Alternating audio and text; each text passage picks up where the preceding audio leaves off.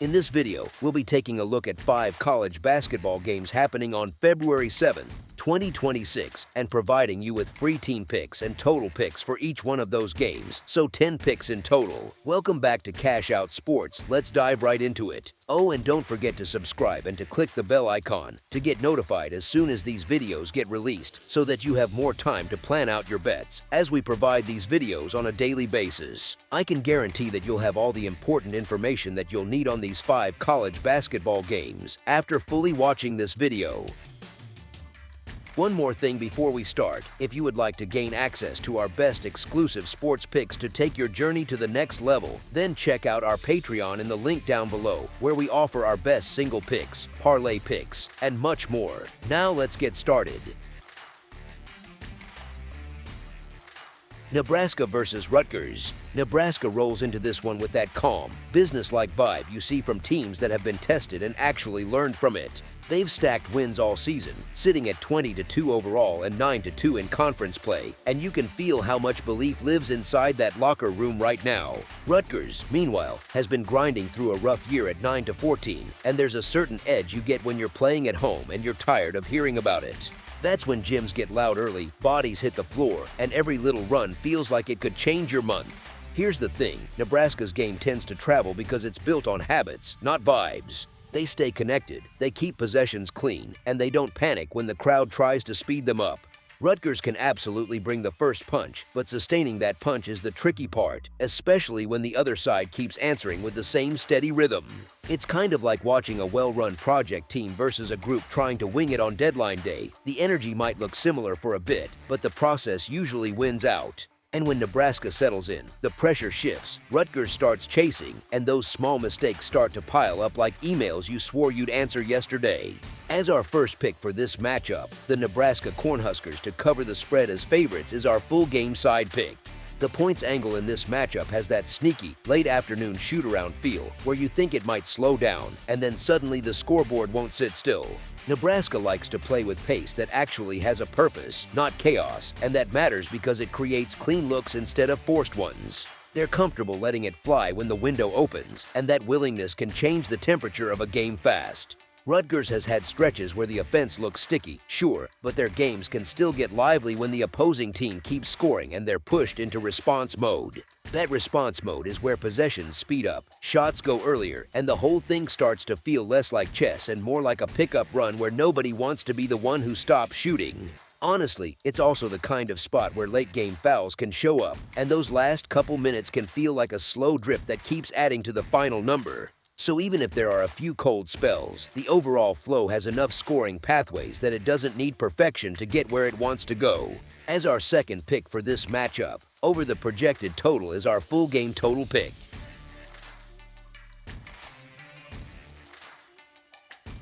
Oregon versus Purdue. Mackey Arena on a Saturday feels like a jet engine pointed straight at the court. It is loud, it is packed, and it rarely shows mercy to a visiting team that is already wobbling. That is exactly where Oregon walks in, stuck in an 8-game losing streak with only a single conference win to lean on, while Purdue sits very much alive in the Big Ten race at 18-4-0 overall and 8-3-0 in league play. The home side just reminded everyone what it can look like when everything clicks, turning Maryland into a 30-point stress test and passing it with ease, and that kind of performance tends to linger in the minds of both bettors and players. The styles of these two teams almost tell the story before the ball even goes up. Purdue plays a slower, deliberate brand of basketball, but it is ruthless with how it picks its spots, ranking near the very top nationally in scoring efficiency, hovering in the low 80s in points per game on better than 50% shooting from the field, piling up assists and keeping turnovers in a very comfortable range. It is not flashy, it is just effective, the kind of offense where you glance at the box score and wonder how it quietly got to that number again. Oregon, on the other hand, has been scratching and clawing for offense, living closer to the low 70s in scoring, with nights where possessions seem to drag and good looks are hard to string together for more than a few trips at a time. Part of that is just form, and part of it is health. The Ducks roster does have important pieces like Nate Biddle, Jackson Shelstad, Devin Pryor, and Eggy Demir on it, but the current reality is much harsher. Shelstad and Demir are reported as done for the year. Pryor is tracking as a long-term absence, and Biddle has been hanging in that gray area where one update suggests he could return for this matchup, while other reports still list him as questionable. So while he might suit up, anything about how many minutes he plays or how sharp he looks is speculation until those final pregame reports actually hit. Either way, Oregon is traveling into one of the tougher buildings in college basketball, already short on bodies, and that is a very different emotional load from being fully stocked and confident. Then you think about the setting itself. Purdue has been drawing close to 15,000 fans per home game, and that arena does not really do quiet. It is also a program that has owned the glass this season, sitting around a +7 rebounding margin, which matters a lot when an underdog is trying to hang around. Extra rebounds mean extra chances, and extra chances for a favorite can erase an underdog's effort in a hurry. Oregon, even in this bruised version, still has length and some fight, but it has to spend large chunks of the game just surviving that physicality and that noise. Now, here is where it gets interesting for the spread. The number hanging out there is massive, the kind of line where the books are basically saying, if you think Oregon can keep this respectable, go ahead and take all these points. Purdue has taken care of business straight up, winning the large majority of its games as a favorite, while Oregon has not won a single one of its games this season as the underdog.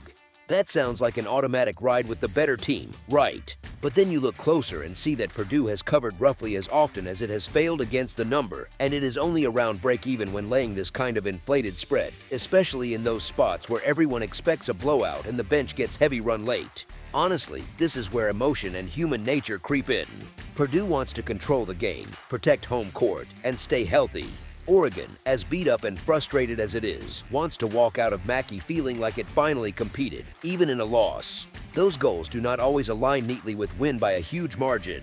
A big favorite that jumps out early can easily settle into game management mode, rotating deeper into the bench, shortening possessions, and letting the clock do as much work as the offense. Meanwhile, the underdog that has been living in a losing streak often keeps swinging, hunting for a small spark or even a moral victory, and that can turn the final few minutes into classic backdoor cover territory, the kind that has people yelling at their TVS while a late layup cuts the final margin just inside the number. If Biddle does get on the floor, he gives Oregon one more body to throw at that physical front, and if he does not, the Ducks still have enough size to keep it from becoming a total track meet in the paint for all 40 minutes. So you end up with a matchup where Purdue is very likely to control the game itself, but the spread asks a lot, and the combination of Oregon's desperation, Purdue's tendency to simply secure the win, and the volatility of garbage time makes taking all those points feel more reasonable than it might seem at first glance. As our first pick for this matchup, the Oregon Ducks to cover the spread as underdogs is our full game side pick.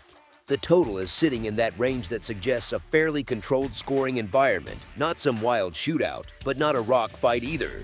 On paper, though, what these teams have done so far hints at something a little louder. Purdue's offense has not just been efficient, it has been consistently productive, living in the low 80s for scoring, shooting over 50% from the field, knocking down a healthy number of threes, and keeping its assist-to-turnover ratio in that sweet spot that tells you the ball is moving to the right places. When a team is that comfortable offensively, it often feels like there is a floor under its production, and the ceiling on a good night can climb very quickly. Oregon's defense has had a hard time holding the line, and the Ducks have been giving up points in the mid-70s on average, and that is before you layer in the current injury situation and the recent slide.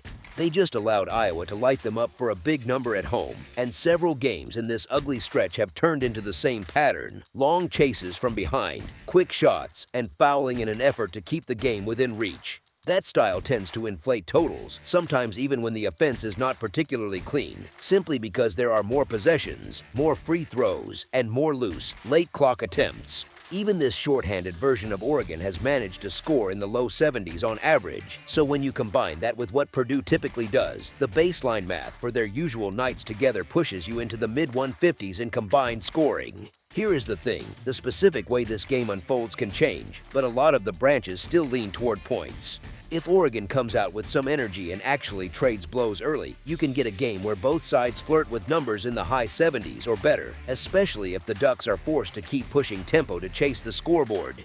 If instead the matchup tilts heavily in one direction and the margin balloons, you can still see the favorite land in a very high range on the scoreboard while the underdog's second unit and depth pieces pick up easy points late against backups. Anyone who has sweated a total knows that the last 4 minutes of a lopsided college game can look like a pickup run, and that chaos is usually friendly to overs. The Nate Biddle question hangs over the total as well, even if it pulls in two different directions that oddly meet in the same place. If he plays and looks reasonably sharp, Oregon's offense gets another way to finish possessions around the rim, which helps them stay on the floor offensively instead of constantly bailing out late in the shot clock. If he is limited or does not play, Oregon's interior defense stays vulnerable, and that gives Purdue more clean looks near the basket, which again feeds into higher scoring. Either scenario raises the probability of efficient shots on somebody's side of the court. It is always possible that both teams have an off night from three, or that the whistle stays quiet and the free throw count comes in light, and that kind of script can drag a total under even when the matchup suggests offense. But when you stack the season-long numbers next to the current realities, you see a highly efficient attack on one side, a leaky defense on the other, an underdog that tends to play from behind, and a building that often turns big leads into free-flowing, bench-heavy minutes late. Put together, it looks much closer to a game that naturally lands in that 150 range than something that stays glued in the low 140s. So while it is always smart to check for any late-line moves or final injury news right before you lock anything in, the overall profile here points toward a matchup that has more scoring juice than the number suggests. As our second pick for this matchup, over the projected total is our full game total pick.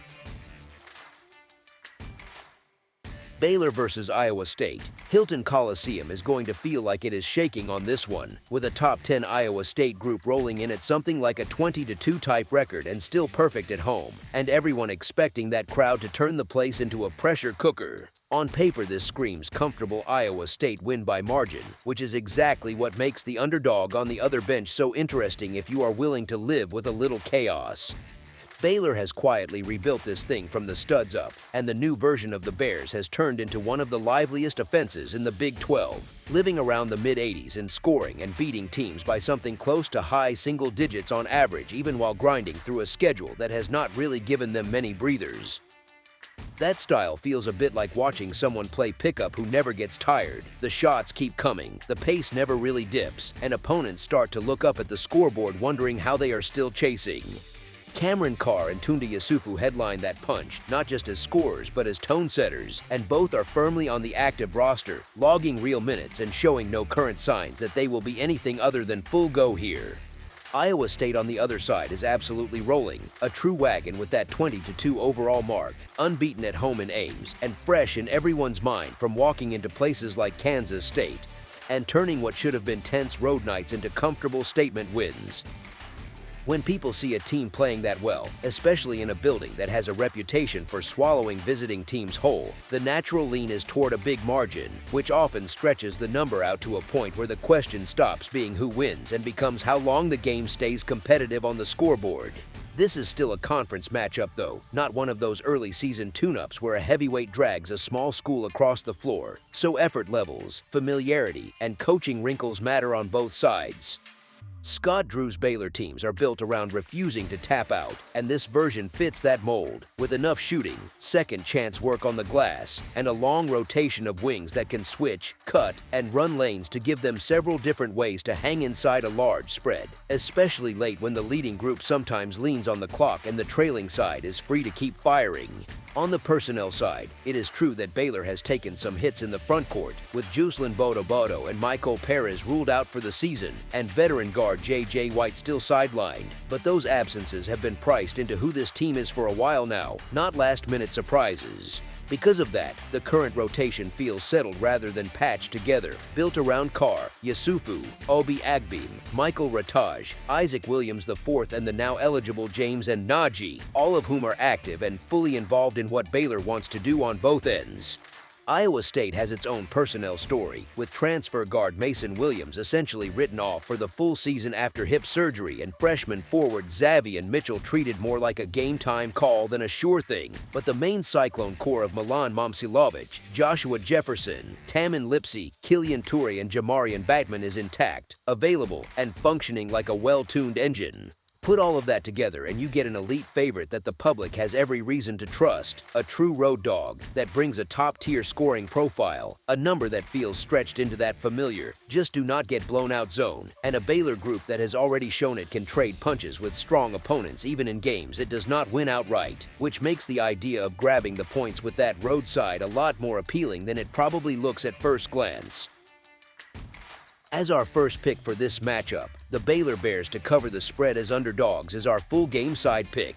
Iowa State's scoring profile this season looks almost video game-like, sitting around the high 80s per night with efficient shooting from the floor and a three-point percentage that stacks up with just about anyone in the country. Their offense grades out near the top of national charts, while the defense still holds opponents somewhere in the mid-60s. Yet because of how aggressively they attack and how quick they are to punish mistakes, the final scores of their games often land in that range where you feel like both sides have been pushed to keep up for the full 40 minutes. Baylor brings a very different but very friendly look for a high-scoring script, playing with enough tempo to live in the 80s themselves, crashing the offensive glass hard, and creating extra possessions that push combined totals toward the high 150s on average. Those second-chance trips do not just add points, they mess with the rhythm of a defense. You can almost see shoulders slump a bit when a stop turns into another scramble play and then a kick-out three. The ceiling for Baylor's attack has already shown up in that Sacramento State outing where they sailed well past the century mark, and Iowa State has had nights of its own where it has happily pushed the scoreboard into the 90s when the matchup allowed it. When those two styles meet, one built on ruthless efficiency and the other on volume and pressure, the flow often turns into a series of little runs where it feels like the first group to miss 2 or 3 shots in a row loses the tug-of-war for momentum. There is still a small caution flag because both teams have played plenty of league games that leaned under, with Iowa State's defense dragging totals down at times and Baylor occasionally running into cold stretches that stall the scoreboard. Even with that in mind, this particular pairing features 2 high-end offenses, rotations that are largely intact outside of the already known long-term absences for players like Bodo, Perez, and Mason Williams, and a rhythm that encourages trading buckets more than trading empty possessions, which creates far more realistic paths to a game that feels like a track meet than to one that gets stuck in a slow half-court grind. As our second pick for this matchup, over the projected total is our full game total pick.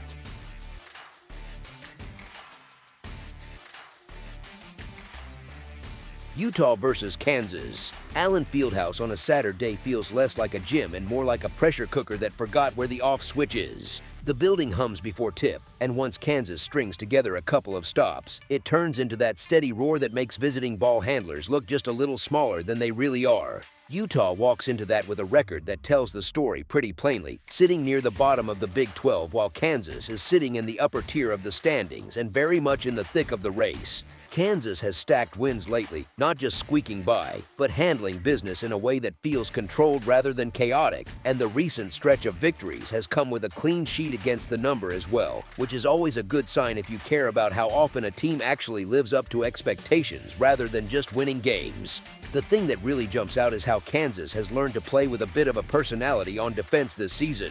They are not racing up and down for 40 minutes, they are squeezing possessions. They hold opponents in that uncomfortable range where nothing easy is available at the rim, they contest at the three-point line, and they still manage to finish possessions on the glass. Recent wins over Texas Tech on the road and Baylor at home have followed a familiar pattern, Kansas absorbing a few early punches, settling in, and then slowly stretching the margin as their length and physicality wear on people. It is not glamorous, but it is the kind of approach that tends to travel from game to game, especially when the rotation is relatively stable and the roles are clear. Utah, on the other hand, feels like a team still trying to figure itself out in this new Big 12 life. Their overall scoring numbers look decent at first glance, and if you just check a box score from a non-conference game, you might think this is a free-flowing offense. The problem is that in league play, especially against elite defenses, the shines comes off pretty fast. The Utes are allowing far too many points per night compared with Kansas, and the defensive efficiency gap between these two teams is not subtle. Kansas is giving up something closer to the mid-60s per game. Utah is living in a world where opponents are finding the 70s and beyond way too often.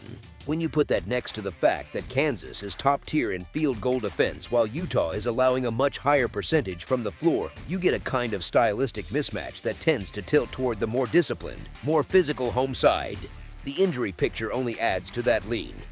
Kansas has some question marks in the backcourt depth, with names like Wilder Evers listed as out and Elmarco Jackson tagged as questionable on some reports, but the core that has been starting, the group that carried them through that stretch of wins, is still expected to be ready. Utah is much more short-handed on the perimeter, with guards like Obomate Abbey, Jacob Patrick, and Lucas Langarita all listed as out. That is a serious chunk of ball handling, spacing, and shooting removed from the mix, and in a place as loud and unforgiving as Allen Fieldhouse, thin backcourt depth is not what you want. You can almost picture those late shot clock possessions, the primary creator already worn down, and suddenly a less experienced teammate has to make a play while 20,000 people are yelling at him. So when you zoom out a bit, you have Kansas playing their best stretch of basketball, covering numbers consistently, defending at a high level, and doing it in one of the toughest arenas in college hoops against a Utah team that is banged up in the backcourt and already struggling to keep up with the top of the league. It does not guarantee a blowout, nothing ever does, but it does set the stage for a game script where the home side builds a lead, protects it, and keeps the pedal down enough that the number is within reach deep into the second half. As our first pick for this matchup, the Kansas Jayhawks to cover the spread as favorites is our full game side pick. Kansas has turned into a bit of an under machine this season, especially at home, with far more games landing on the lower side of the projected number than sailing over it. The defensive profile explains a lot of that. They contest everything, they are comfortable in half-court offense, and they are not in any rush to play at a track-meet tempo. Think of a team that is perfectly happy to win a game in the low 70s to low 60s range, because that fits how they guard and how they control the glass. Utah brings an interesting wrinkle, because on paper, they have been involved in plenty of high-scoring games. They push the ball a little more, they can make shots when things are flowing, and their defensive issues often force them into shootouts. But that story changes against the best defenses in the league.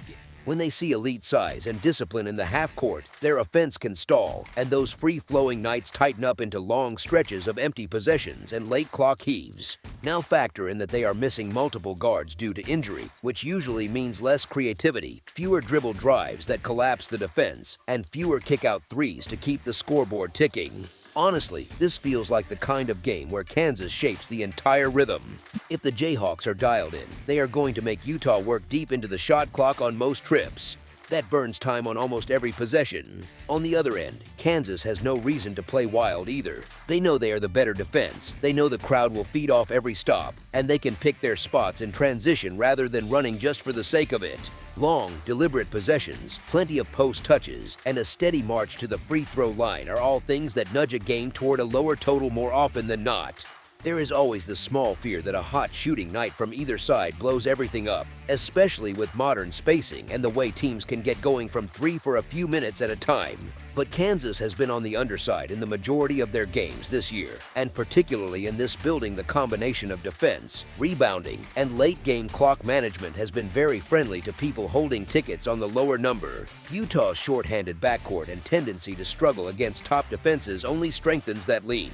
It is not hard to imagine long scoring droughts on the Utah side, a comfortable but not outrageous margin for Kansas, and a final that lands safely under what the books are expecting. As our second pick for this matchup, under the projected total is our full game total pick. Oklahoma State versus Arizona. Arizona against Oklahoma State in early February feels less like a routine conference game and more like one of those nights that shows who belongs at the very top of the Big 12 food chain. Arizona rolls in at 22-0 overall and 9-0 in league play, carrying that whole unbeaten aura that you can almost feel before tip, especially in Tucson.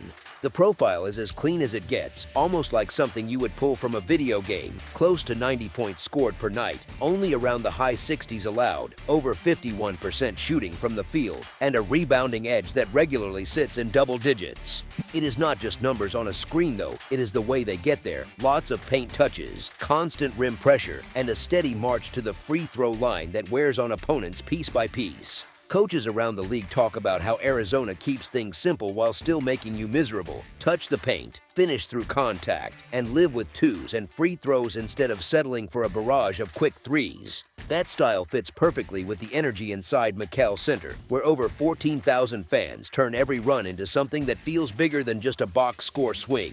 Visiting teams do not just deal with talent, they deal with waves of legs, physical defense, and that sense that any small mistake can turn into a 5 or 7 point burst before they can even look at the bench. Oklahoma State under Steve Lutz has leaned into a completely different identity: fast tempo, creative spacing, and the green light to push the ball that makes their games fun for neutral viewers. They just put up 99 points in a wild win over BYU, and that kind of performance reflects how they like to turn the floor into a racetrack, possession after possession.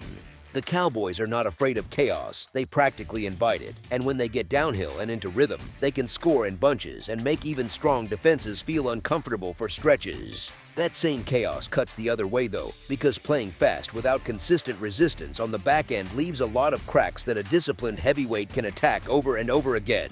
Oklahoma State is giving up north of 80 points per game, with opponents shooting in the mid-40s from the field and cleaning up plenty of misses on the glass, and that is a tough combination to carry into a building where the home side already dominates the boards. Arizona thrives against teams that are a little loose with shot selection and positioning, because every rushed attempt can turn into a transition push, a deep seal in the post, or a second chance after another offensive rebound.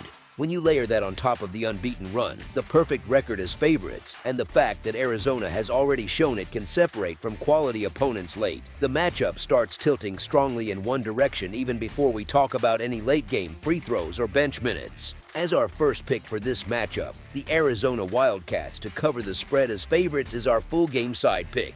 Oklahoma State sits in that top tier nationally for pace, even ahead of Arizona, and that recent 99-92 shootout with BYU shows exactly what happens when the Cowboys find a partner willing to run with them. Arizona, for its part, averages close to 90 points on its own, so it is easy to picture a scoreboard that never really slows down. If you just glance at the offensive output and how quickly both teams like to get into actions, it feels natural to expect a classic track meet, the kind of game where you blink and the total is already soaring. Here is the thing though, the path to a truly explosive combined score is narrower than it first appears. Oklahoma State's recent trend has leaned toward lower final totals, with several of their latest outings in conference play landing under the projected numbers even with that high tempo. The Cowboys still push the ball, but better scouting, more physical defenses, and tighter whistles in Big 12 play have made it harder for every game to turn into a free-flowing offensive show.